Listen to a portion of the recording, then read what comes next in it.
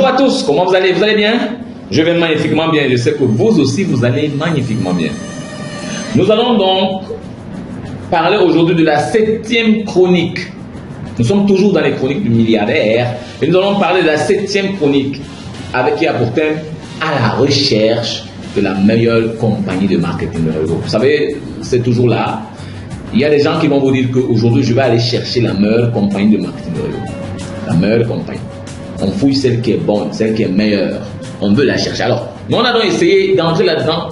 On a pris pour un thème, on a décidé de décrypter un peu pour essayer de comprendre. Est-ce qu'il y a effectivement une meilleure compagnie de réseau, de marketing de réseau? Et si elle est meilleure, qu'est-ce qu'elle apporte de plus que les autres? On va essayer de comprendre. Et puis à la fin, avec l'expérience que nous avons, on va essayer de donner notre point de vue. Pourquoi pas? Donc restez connectés massivement parce que la suite sera très très forte. Alors, nous allons commencer cette aventure avec vous. On a dit qu'on va faire au courant de l'année 2023 près de 24 à 25 chroniques du milliardaire.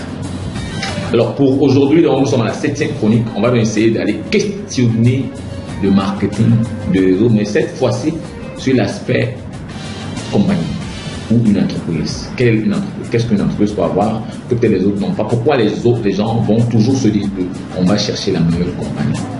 On va chercher l'excellence dans la compagnie. Est-ce que les compagnies se valent? Est-ce qu'elles sont les mêmes? Mais si elles sont les mêmes, qu'est-ce qu'elles ont de particulier?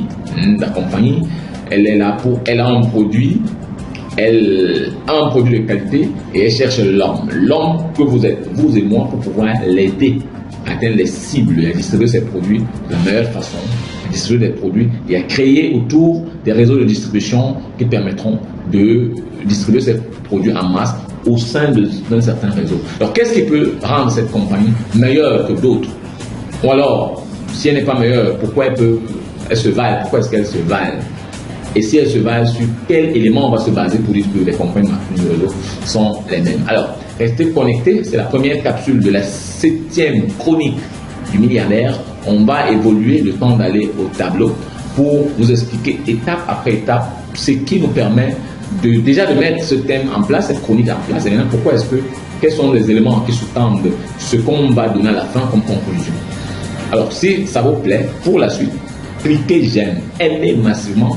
Et au-delà de l'amour que vous avez pour ce que nous faisons, partagez massivement la vidéo parce qu'elle peut aider quelqu'un. Il y a plusieurs personnes qui veulent se lancer dans le marketing de réseau, mais n'ont pas toujours la bonne information, n'ont pas toujours une information terre à terre, une information simpliste qui peut les aider à bien comprendre, à bien asseoir leur connaissance par rapport à l'activité. Alors nous nous sommes donnés comme ça, comme activité cette année, de nous libérer de tout ce qu'on a accumulé comme connaissances et compétences. On va mettre à votre disposition comme expérience en termes d'échec. On va mettre à votre disposition pour vous dire ce que l'on a compris. C'est que si on avait compris avant, tout on serait allé un peu plus rapidement. Alors partagez massivement et restez scotché pour la suite. Je vous dis à très bientôt. Je suis Patrice, le milliardaire. Je vous aime. Ciao.